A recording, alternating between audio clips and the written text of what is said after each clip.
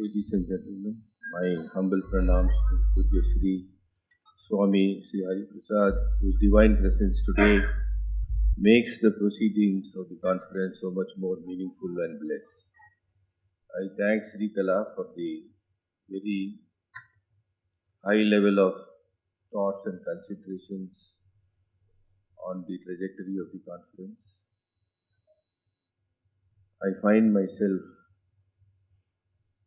today completely nonplussed after hearing the inaugural address of His Excellency the Governor, whose wisdom transcends many of the philosophies that this country has evolved over time.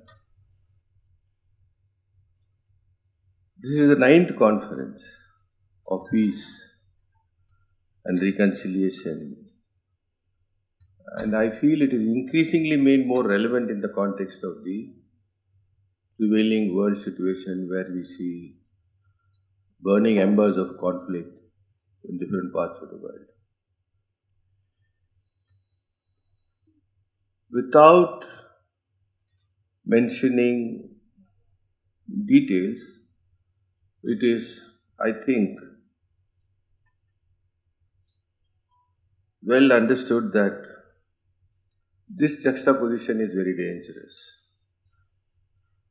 Poised to war and destruction could lead to the decimation of peoples, which we have already seen a sample somewhere in the Middle East, and the repercussions cannot be measured as to its fallout. Incalculable harm will cause calamitous consequences for humankind. It also has a cascading repercussions for all people. Today's war will make the previous war seem insignificant in contrast.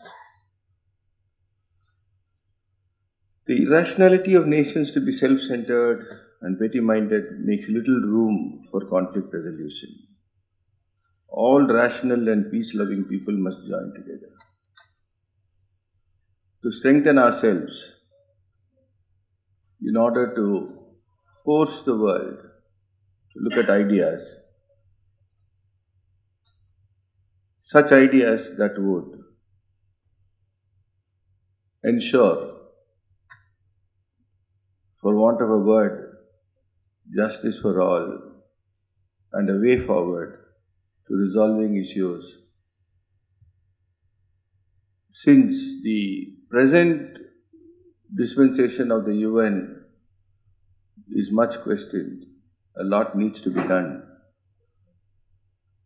to strengthen its mandate or objective to ensure that war does not take place. The inevitability of escalation of differences in ideology, in strategic positioning, would make the world ignite an aggressive response.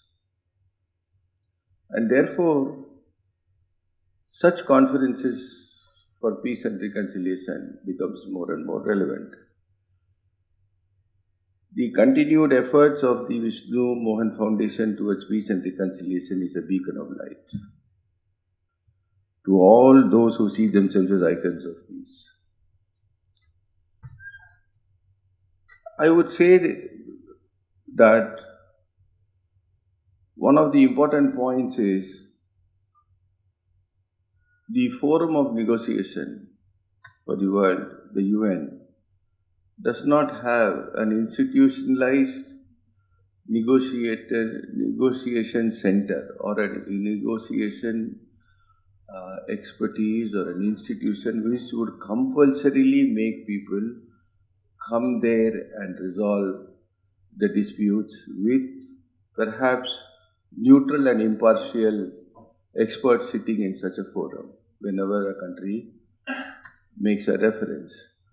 I am sure that the world should quickly make way for such an institutional mechanism, because trust in diplomatic talks is becoming increasingly self-centered and perhaps nationalistic. Now let us look at the possibilities. One of the possibilities today is that the nations, perhaps we can begin after 1648, the Westphalia peace treaty or a peace conference, after the 30 Years' War, is perhaps overrun its time because ideas today cross borders very fast, faster than even nations can react. And in such a situation, when we have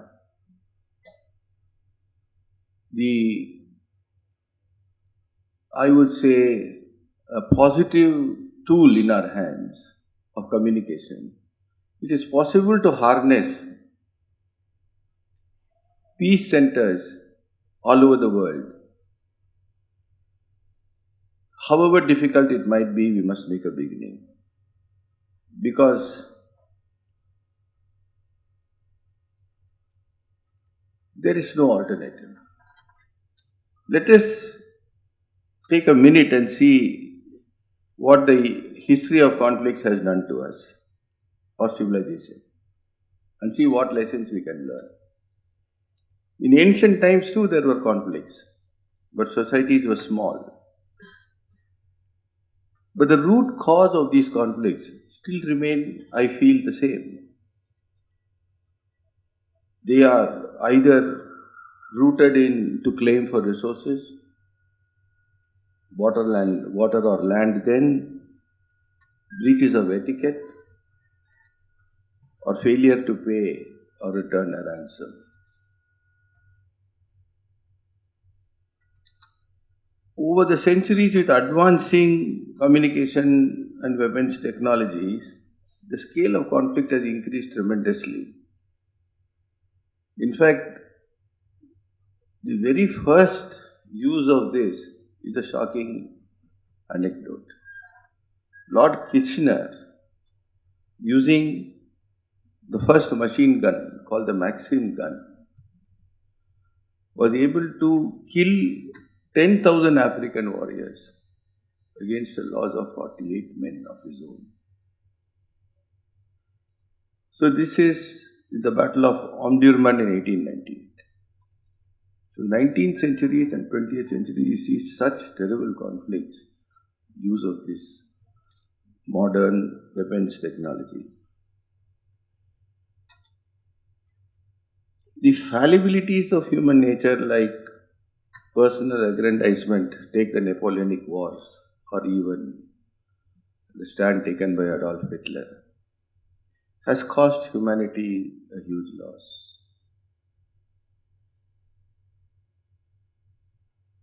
We are looking at Middle East, which was actually a center for resources, the oil resource in the 19th and 20th centuries, for which people were using dangerous weapons to kill societies. Invasion of Iraq was justified in terms of military threat to the West, which was proved false later. Sometimes these goals, motivating goals, and that is why this conference is important, is based out of extremism in ideological zeal.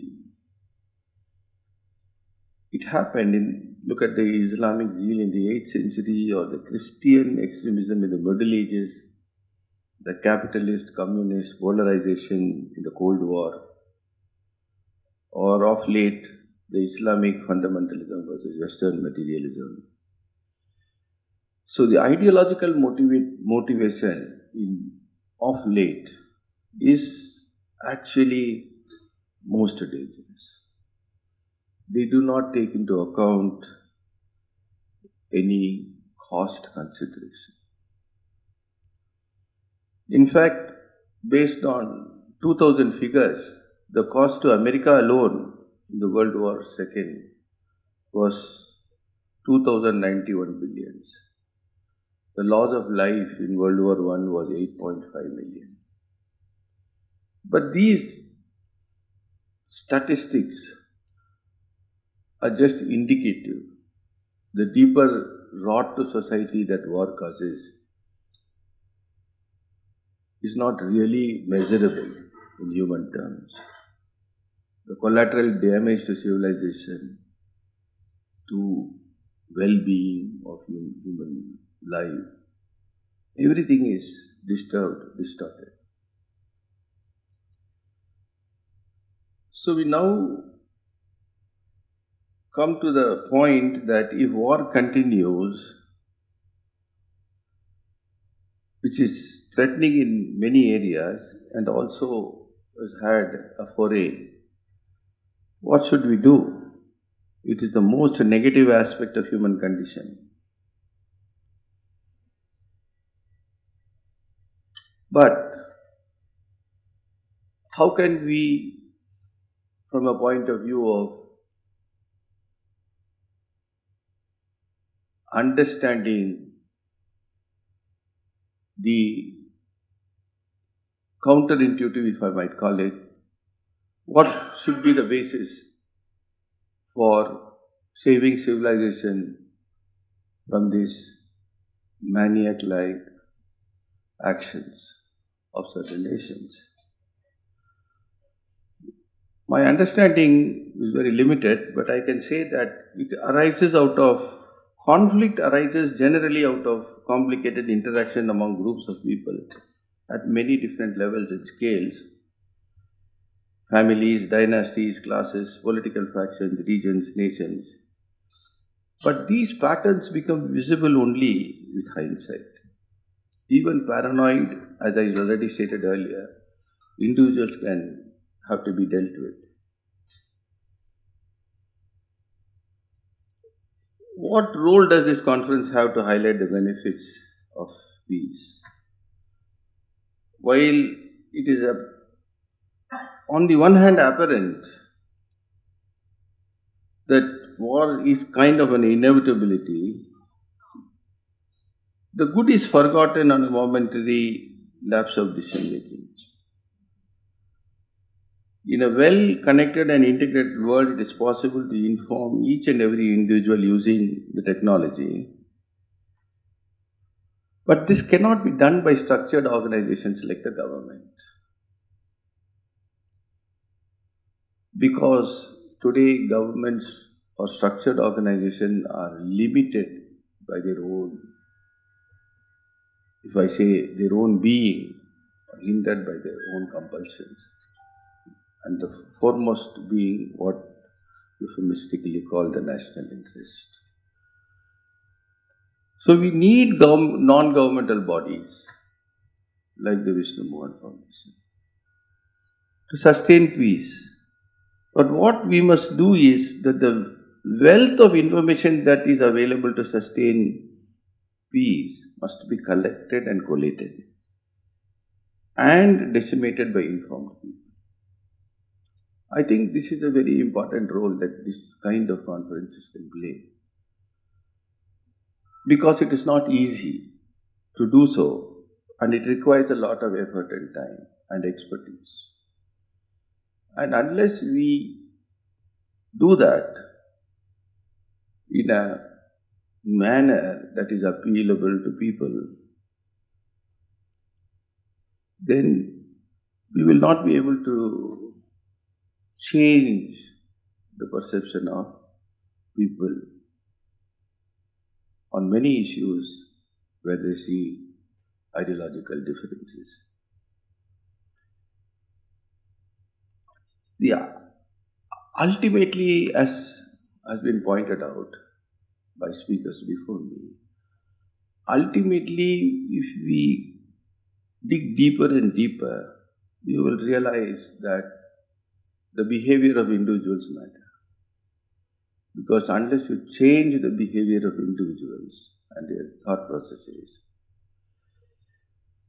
we will not be able to take it up further in the ladder to family, to society. Mostly when there is a rift in society, it arises out of a sense of injustice or fear at a very base level. Iteratively, you can take it up when there are other causes that are added.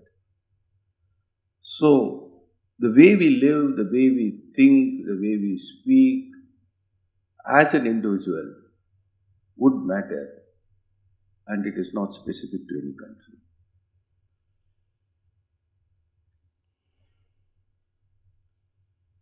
It is necessary to consider behavior change because unless we give an opportunity for resolving them, issues can become very rigid and irreconcilable.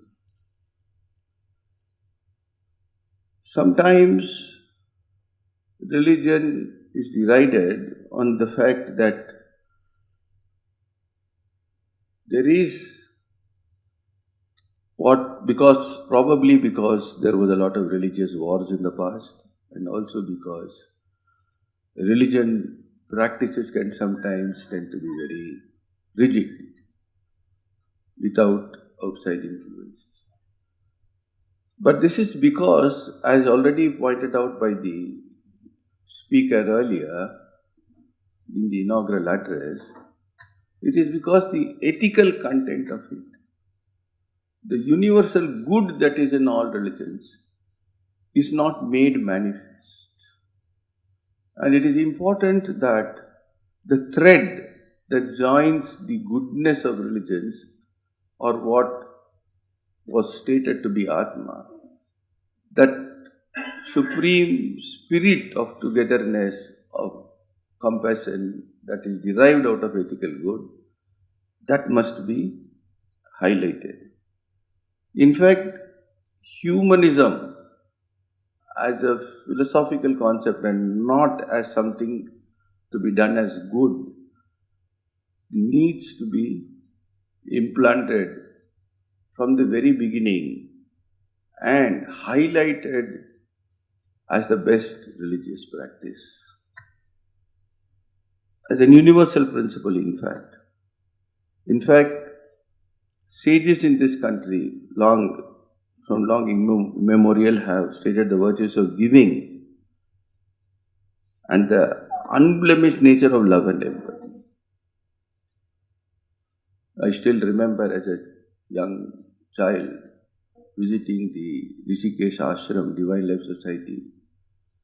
Dr. Swami Sivananda would give us all pencils which had only two words written: be good, do good, in yellow color. And that sticks to me after so many years as the fundamental pillar of my thought process. So, the other sages also in modern times, like recently Satya Sai Baba of Puttaparthi, his thing was love all, serve all. And then the point cannot be forgotten that even in the very nature of Indian philosophy, our entire action is ultimately submitted to the Lord, to whom we are supposed to merge.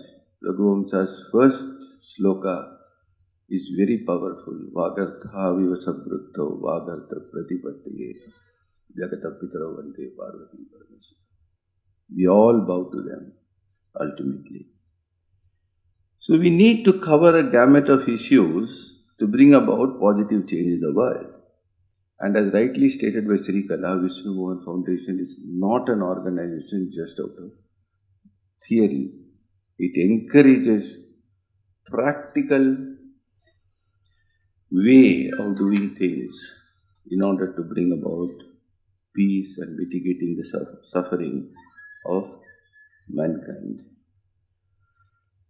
I would like to now state that, having thought about it for some time, a few days, when I was given this mandate to talk as a keynote address because I felt I was very much unsuited for the task. I did some thought processes on values, how to focus on values and bring about change in the behavior and what should be done, what should be the practice of the people. So I consulted with a lot of young people and have come to some of these conclusions which I would like to state here. Empathize the values that unite humanity, such as compassion, empathy, kindness and justice. These values are universal and can be found across many spiritual traditions. 1. 2. Dynamic process. Involve continuous effort and engagement. It requires ongoing communication, cooperation and conflict resolution. It requires education and consciousness raising about the causes and consequences of conflict, as well as the importance of peaceful conflict resolution. 3. Non-violence through dialogue, negotiation and mediation. It recognizes that violence is not an effective or sustainable way to resolve conflict. Economic development. Positive peace is closely linked to economic development and social justice. It recognizes that poverty, inequality and social injustice can be major drivers of conflict. Inclusive language. Use language that is inclusive of all faiths, cultures and beliefs. Avoid using religious-specific terminology or jargon that might alienate or marginalize certain groups. 6. Avoid proselytizing, advocating. Refrain from trying to convert or preach others to a specific religion or belief system. Harmony is more important than dominance here. Instead, focus on creating a sense of community and connection through shared human experiences. 7. Respect diversity. Recognize and respect the diversity of human beliefs and practices. Avoid imposing one's own beliefs or values on others and instead create a safe space for open dialogue and understanding. To each their own, bound by common values. 8. Foster dialogue and understanding. Create opportunities for dialogue and understanding between people of different faiths and backgrounds. This is what SVMF does. This is done by the workshops, seminars or community events. Promote interfaith dialogue. 9. Educate and raise awareness. Education plays a crucial role in combating religious discrimination, promoting religious literacy and teaching about the similarities and differences between various religions can help break down stereotypes and prejudices. 10. Inequality and wealth concentration. Consumer capitalism has led to widening income and wealth gaps, creating social and economic disparities that can foster feelings of injustice, resentment and conflict. 11. Loss of community and social cohesion. The rise of individualism and consumerism has contributed to a decline in community ties, social cohesion and a sense of belonging, making it harder for people to work together towards common goals. 12. Reason to come together. Share human experiences that bring people together, such as birthdays, joys, love, loss, death. Disrupt ableism. Challenge ableism by recognizing the inherent value and contributions of people with disabilities and work towards accessibility and inclusion. Disrupt patriarchy. Challenge patriarchal systems that prioritize men's power and privilege over women's rights, needs and perspectives. Create equality in all aspects of life. 13. Focus on inner peace. Encourage individuals to cultivate inner peace and self-awareness as a means to promote harmony and cooperation among people of all faiths and backgrounds. 14. Artistic expressions. Encourage creative expression through art, music or writing as a way to process emotions and promote healing and peace. 15. Mindfulness and meditation. Encourage individuals to practice mindfulness meditation, deep breathing exercises or guided meditation to cultivate inner peace and reduce stress. 16. Connect with nature. Spend time in nature, engaging in outward activities like hiking, gardening, or simply taking a walk in a park or forest. Nature can be a very powerful source of spiritual connection and peace. So, these were some of the practical aspects that came to my mind that can bring about behavioral change in individual and in society. I am sure that there are people here with much more mature knowledge and understanding. However, I had to thrust my thoughts on all of you, having asked me to come and give a keynote address. I wish the world a peace. I remember two famous words, Vargai Vallagam, Vargai Valamudan, Vargai Valamudan. Thank you very much.